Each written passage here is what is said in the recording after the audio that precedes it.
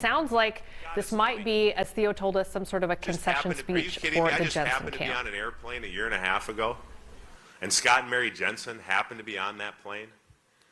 Through this experience, I mean, what do Scott and I have in common?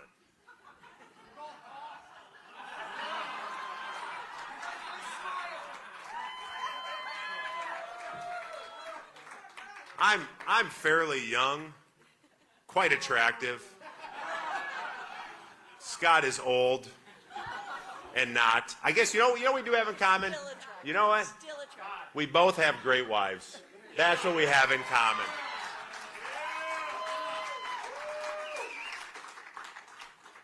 I've made a lot of new friends during this whole experience, and it has been, like I said, unbelievable. A lot of friends that I'll have for a long time. But I know for sure I made one friend, two friends that I'll have for life. Scott and Mary Jensen. So it was all worth it.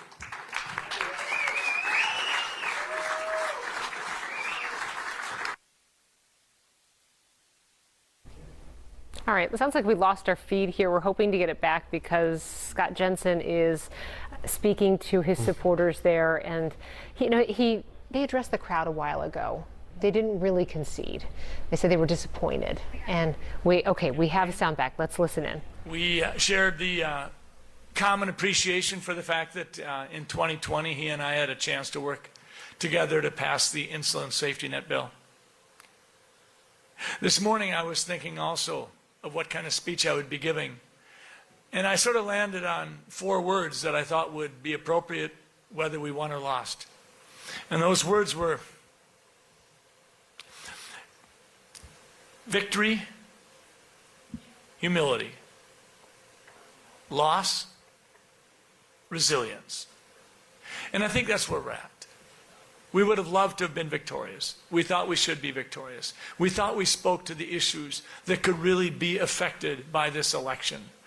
But in victory, I think humility would have been our choice, and I think Matt Burke and I would have built bridges. But I have to speak to loss. And Matt's correct. I'm 20 years a senior.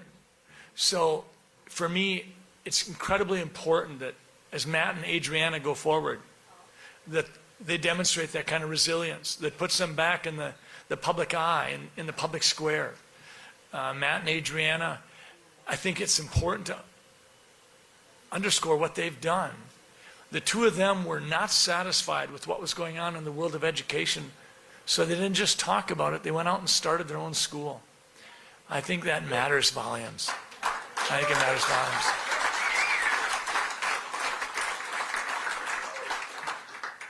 But I am also, as Matt spoke, I am so grateful to all of you. I'm grateful to my family. I'm grateful for the exhilarating experience of running statewide. I learned about myself. One of the things I learned about myself is sometimes when people give so much and you can't understand why they're willing to commit so much to you, it put a lump in my throat more often than I would have thought. For that lump in my throat, I thank all of you. Tim Walz is the governor for 4 more years. Republicans, quite frankly, we didn't have a red wave. It was a blue wave. And we need to stop. We need to recalibrate. We need to ask ourselves, okay, what can we learn from this? What can we do better? How do we go forward? I am convinced that when it comes to looking at the two parties and ask the question, which party elevates the Constitution of the United States and the Constitution of Minnesota and says that has got to be our guiding light? I believe it is the Republican Party.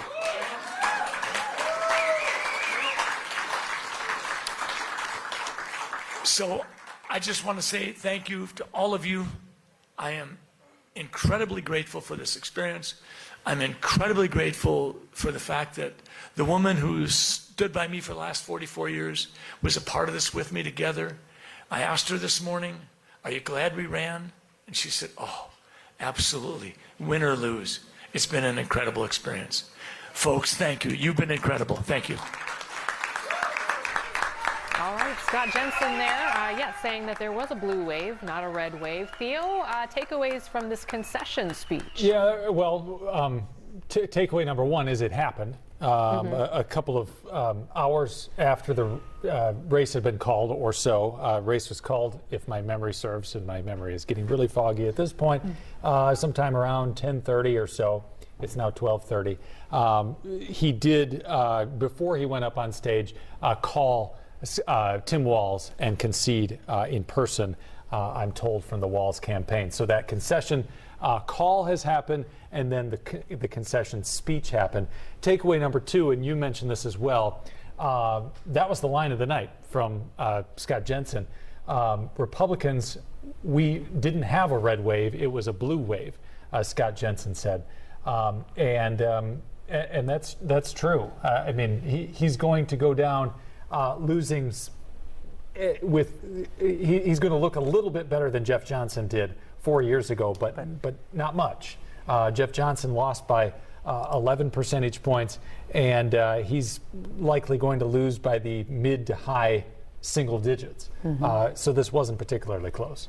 Catherine, I just want to interject something on that particular point. And why is it so hard in Minnesota? You heard it in their voices, you saw it in their faces, and you sort of heard it from Scott Jensen when he said Republicans need to sort of look at themselves and figure out, you know, what we need to do differently. He didn't use that word, but that's exactly what he was saying. Why is it so difficult in this state for Republicans to make a move? Well, I think there are a couple of reasons. I think that Minnesota does tilt Democratic. Certainly, the House delegation's divided. Obviously, the House and Senate in the legislature are divided. But at the statewide level, it tilts Democratic because of the big advantages for Democrats and Hennepin and Ramsey. And then I think the other key is that the party that nominates a more moderate candidate is more appealing to sort of that leaner or independent voter. All right. We have Tyler Kistner taking